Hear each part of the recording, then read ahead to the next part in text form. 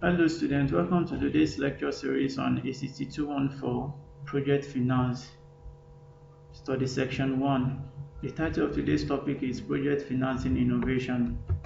Introduction. The project finance provides managers of public-private partnership PPP projects with a broad understanding of the process around project financing.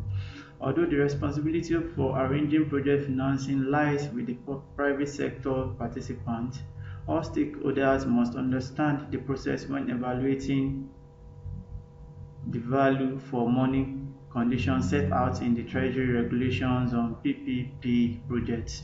Understanding the process of project finance will assist departmental managers to manage transactions and aids advisors in negotiating with private sector parties.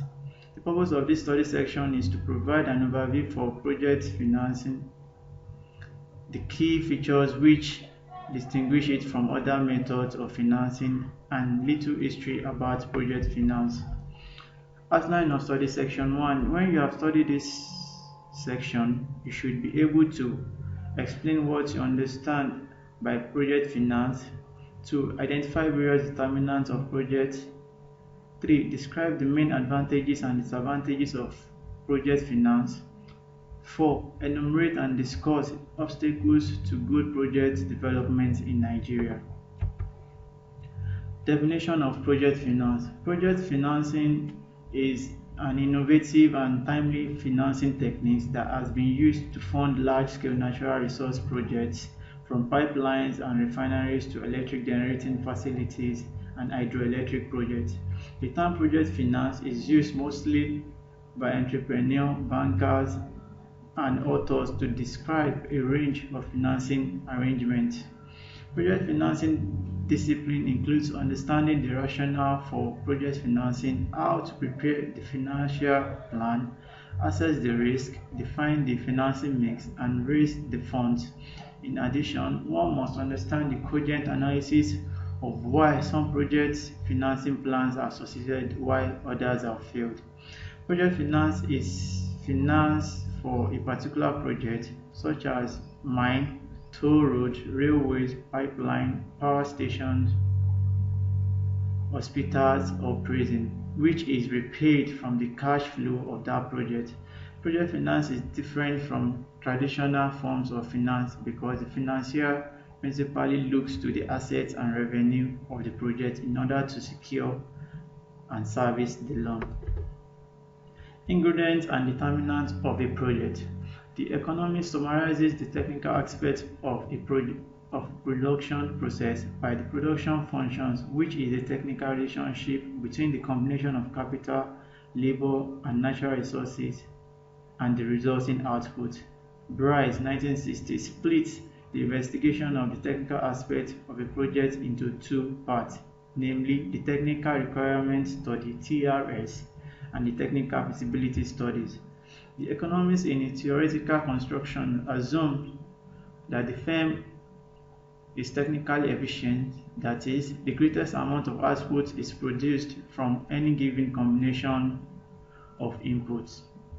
Thus, the economist in his analysis of production and cost is not immediately concerned with the problems of management and organization.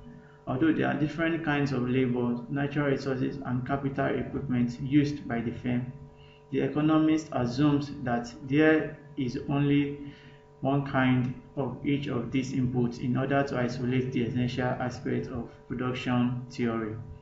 In the practical situation of project analysis, reality replaces the theoretical idealization and the assumptions of the theoretical economic analysis are relaxed.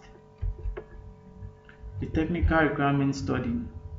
The technical requirement study is aimed at obtaining exhaustive and authoritative information on all various inputs required by the project. For every proposed plant site, the study should 1. Enumerate the various items of the capital cost in both local currency and foreign exchange requirements. 2. Report the requirements of the project with regard to quantity, quality, and specification of each kind of raw materials, labor, supplies, fuel, power, water, transportation, and other input and waste disposal. 3. Provide a comprehensive environmental impact assessment of the production activities. 4. Report the estimated production and overhead cost for operating the proposed plant in detail. The technical feasibility study. The technical feasibility study aims at determining 1. How well the technical requirements of projects can be met. 2. Which location would be most advantageous. 3. What would be optimum size of plant. It therefore requires the study item by item of the availability, quality, accessibility, and cost of all the goods and services required for the project, with particular reference to 1. Alternative location, and 2. Alternative plant size. Looking at the alternative project location according to over 1963 consists of analyzing location forces which includes 1. The sum of the total transportation cost of the inputs, raw material required by the project, and the physical distribution cost of the output produced by the project, which must be minimum.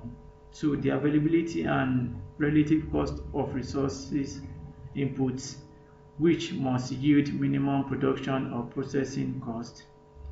3. Favorable environment with regards to the availability of land and buildings, taxes and regulations, general living conditions, climate, administrative facilities, centralization or decentralization policies of the government, environmental impact policies such as elimination of effluent and offensive odors, waste disposal, and so on.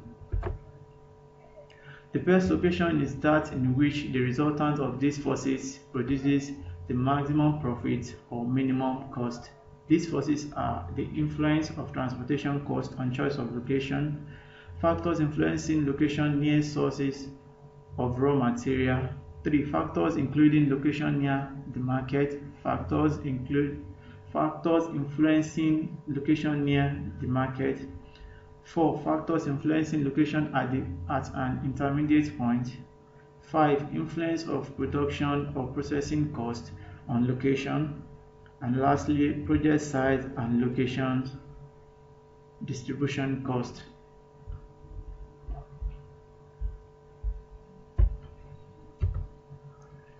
Advantages and disadvantages of project financing.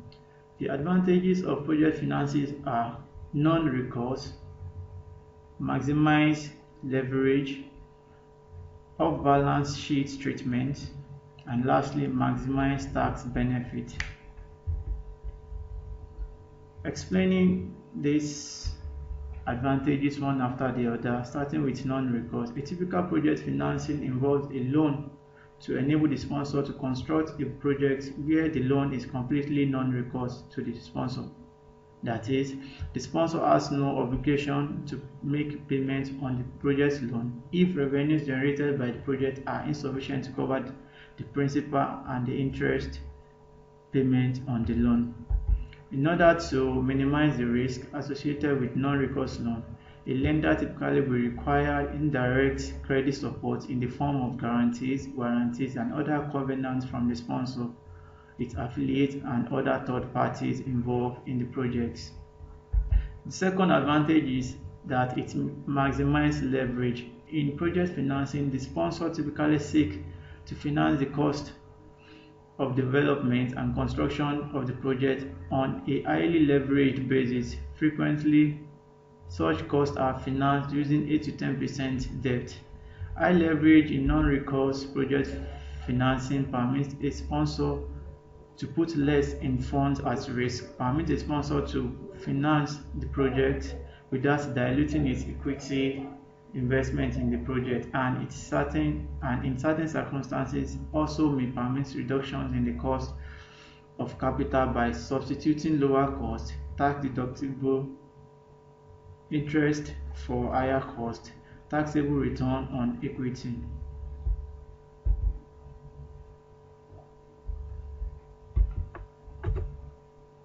Disadvantages of project financing.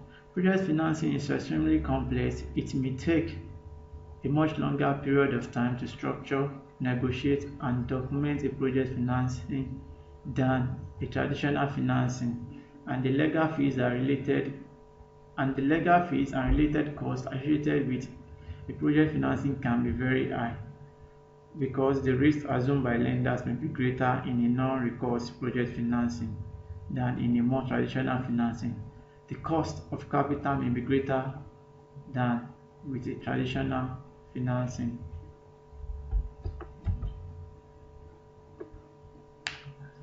According to Odufalu 2000, the following are identified as some of the obstacles to good project development in Nigeria. 1. Lack of pre-investment studies. 2. Wrong location of projects. 3. Overambitious projects. 4. Manpower constraints. 5. Financial constraints. 6. Raw material problems. 7. Inadequate infrastructure. 8. Lack of political stability. And lastly, institutional impediment. Thank you for listening. Hope to see you in the next class. Have a good day.